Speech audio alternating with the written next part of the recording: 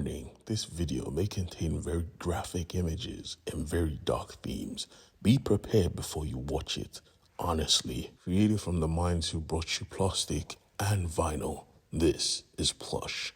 If you're confused, go check out my previous Plush videos to catch up. Now, let us begin, because we are introduced to this murderous group of fairies in a very graphic way, equipped with suits made to protect and inflict harm. They are dangerous, and they are also cannibalistic. Yup, you heard me right. Anyways, getting back to the story, Devin thought he was about to live a normal life, or rather have a normal life. Forget his fiancée that cheated on him.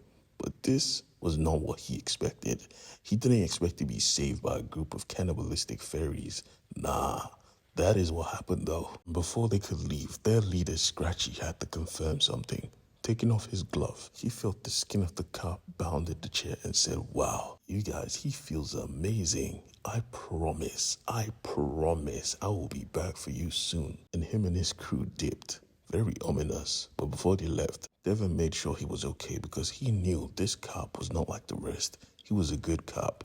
That is partly why he was bound, because he wasn't going to join them in beating Devin to death. On the other hand though, the sheriff was calling to confirm everyone was still okay, that Devin was still alive, only to look outside his window and see the armored truck from his station lost in a radio and a bunch of fairies turning up inside. He knew something was wrong. As he went back to the station, he met his boy tied up with blood everywhere. He was on attack mode. Where the hell is everyone? Only for this coward to come in like, "They killed everyone, sir." He said, "Why was this guy bound?" He didn't have a response, so the goal was just to track it down and save that boy, because he is my meal ticket. He didn't care about nothing else, just to get that boy back. But the Devin, so to speak of, was low-key having the time of his life. First of all, he was pissed off. "What the hell do you mean, ew? I don't look tasty?" Shorty turned to him like, "Bruh, you want to be eaten now? A second ago, you were terrified." He said, "Well, I don't want to be eaten. I just want to be wanted, you know?" She reviews that, "Bruh, us feeding on people is a sacred thing.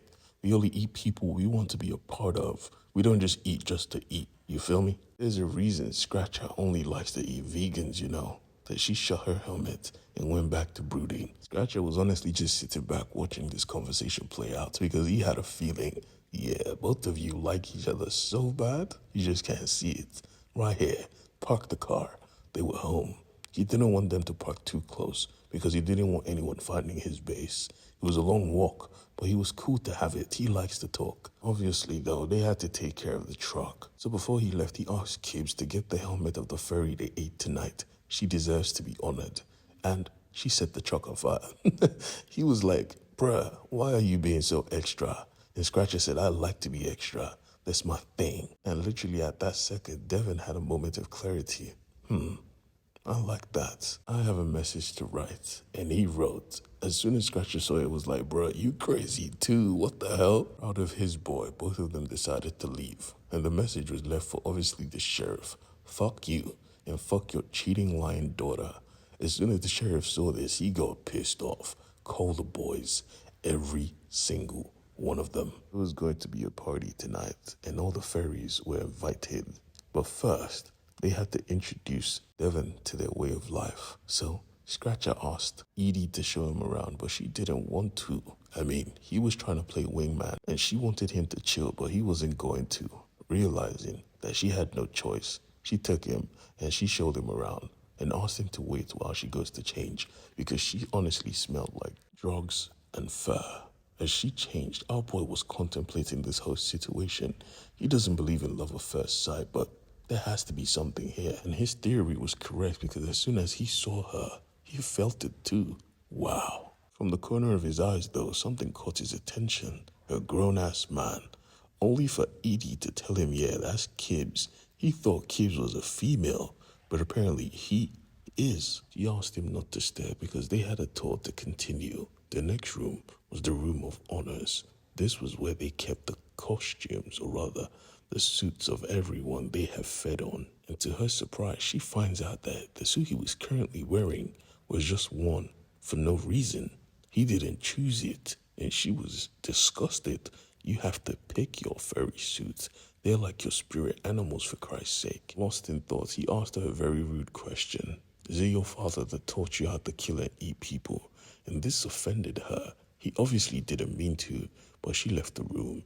And from the shadows, Scratcher comes forth and is like, bruh, you struck out on that one, but I guess it's not your fault. He just passed recently, and she has been feeling some type of way about him. I see you've been looking at the unicorn though. You like it, don't you? And our boy is honestly distraught. My life is falling apart. Honestly, I need a moment to think. Honestly, he understood, but he just wanted to show him one last thing. His weaponry. Because he has a hobby of building very intricate weapons. Unknown to both of them, they're going to need every single one of them. Because the sheriff have called other sheriffs and they want to start hunting humans. All of them were literal psychopaths, and he was their leader. I don't know how you're going to do it, but get it done tonight. Devin, however, was absolutely surprised at all of this weaponry. You built this yourself? He saw a sword he really liked, but at the end of the day, his mind was too overwhelmed with everything that's going on. So Scratcher just advised, why don't you take a bath? You smell like garbage. And he did. As he was chilling outside, though, Edie came up and met him. She honestly apologized for her reaction. She just lost her father. It's understandable.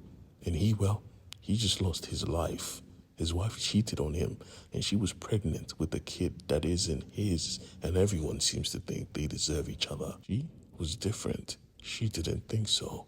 And her brother, being the perfect wingman, set the mood to romantic and let them cook. And they did. The vibe was immaculate. They even ended up holding hands. But someone saw them holding hands, and this someone was an enemy. You didn't pick my daughter, but you picked this murderous piece of shit. You have to pay. The sheriff was on smoke tonight. He pulled up, headlights on and everything. And Devin saw this, knowing full well that he was here to kill. So he decided to give it up. He wanted to stay. He didn't want his new friends to die. So he went to the sheriff straight up and told him, let's make a deal. You let them live. I come forth. I'll be your lapdog. I marry your daughter. I live as a husband, the perfect son-in-law. And he said, okay, get in the car. And they left, leaving his ring behind because he knew he didn't love this woman he was about to be married to. He didn't deserve it. But from the shadows, we see that Kebs was here. She saw everything happen. She was honestly ready to take all of them down. Sadly, this prick Devin didn't even know what his friends were capable of. Because if he did, there is no way he should have given himself up. These guys were murderous. Very murderous.